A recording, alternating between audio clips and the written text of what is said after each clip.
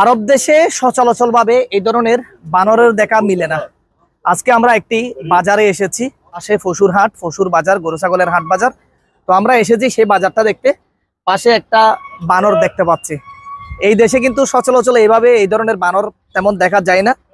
যারা বিভিন্ন রাষ্ট্র থেকে, আউট কান্ট্রি থেকে যারা এই ধরনের বানর সংগ্রহ করে, এই বাচ্চারা এসে এই ধরনের বানরের সাথে খেলা করে। মনে হয় সে অনেক বয়স্ক, তো সে কারণে কিন্তু তেমন তার বানরের একটা যে অভ্যাস আছে, স্বভাব আছে, সেটা কিন্তু আমরা দেখতে পাচ্ছি না। পরে এদিকে দেখতে পাচ্ছি আমরা একটা উট পাখি, আমরা যাবো উট পাখিটা একটু করে হাসান হাসান আইয়া হ্যাঁ। তো ওখান থেকে ভিডিও করা অবস্থায় আমরা উট পাখিটি আমার নজরে পড়ে, দেখুন খুব আকর্ষক একটি উট পাখি।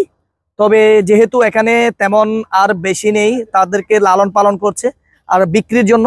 হাদা মালবি ওয়ালা বাস নাফারা শুফ হাসান ওয়াল্লাহ হেমার হেমার সা হেমার।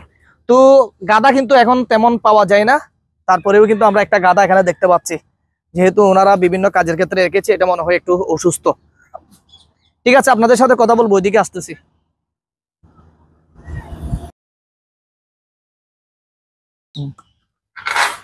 তো আস্তে আস্তে এটি খুব সুন্দর একটি গরু ছাগলের যে বাজার, আমরা যেখানে এসেছিলাম আসলে বকরি মন্ডি গরু ছাগলের বাজার। এখানে তিনজন আমাদের দেশি ভাই আছে। কি নাম যেন আপনার? বাবুল ভাই, কেমন আছেন আপনি? আছি আলহামদুলিল্লাহ। কোথায় আপনার দেশের বাড়ি?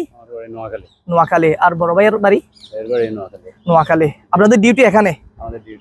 আচ্ছা, আরেকজন যে আছে তার বাড়িও নোয়াখালী, সিলেট। আচ্ছা, এই যে ছাগল দেখতে পাচ্ছি, এটা একটু ভিডিও নেন তো। মাশাআল্লাহ, এটার পাশে তো যাওয়া যাবে না?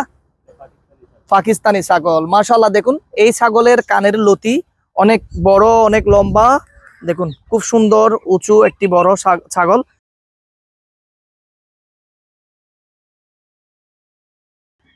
তারপর আমরা এদিকে বানর দেখেছি, উট পাখি দেখেছি, সামনে আছে বড় বড় ধরনের ঘোড়া, তারপর আরেকটি পেয়েছি গাধা। আসলে রাসেল খাইমাতে যতবার এসেছি ততবার আমরা এই যে হাট বাজারে, এই গরু ছাগলের বাজারে এসেছি। কোন কোন রাষ্ট্রের ছাগল আছে এখানে? সোমালি, পাকিস্তানি,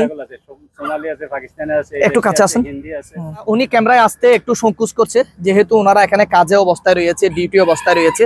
পোশাক আশাক এমনই থাকতে হবে। যত গরু ছাগল আছে সব ওনারা দেখতেছে। শুধু গরু ছাগল না, এখানে সবকিছু আছে। কবুতর, তারপরে আপনার মহিষ আছে, গরু আছে, ছাগল আছে, দুম্বা আছে, তারপর ঘোড়া আছে, গাধা আছে, সবকিছু আছে, হরিণ আছে। জি, যা সাহেবের সবকিছু আছে। হরিণ কোথায় আছে? ওই যে এখানে হরিণ আছে, ওখানে হরিণ আছে। জি জি। এরপরে ময়ূরও আছে না? ময়ূর আছে, তারপর হাঁস মুরগি সবগুলো আছে। এরপরে আপনার ওই যে ইমু বলে যে উট পাখির মতো পাখি, ইমু সবকিছু আছে, সবকিছু আছে। জি জি, এখানে যা চাইবে তাই আছে। জি, এখান থেকে বেচা বিক্রি হচ্ছে নাকি? এমনকি ওখানে ওই যারা ট্রেনিং নিতে আসে, ঘোড়া ট্রেনিং নিতে হবে। আমরা যেহেতু এখানে ভিডিও ধারণ করার জন্য এসেছি,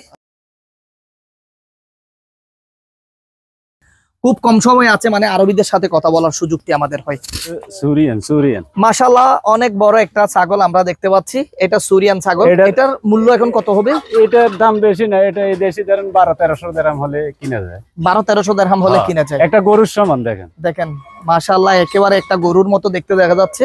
সুরিয়ান একটা ছাগল, কালো না হলে কিন্তু এটি কিন্তু লাল হলে এবং আরেকটু মোটা তাজা হলে আরো অনেক বড় দেখা যেত।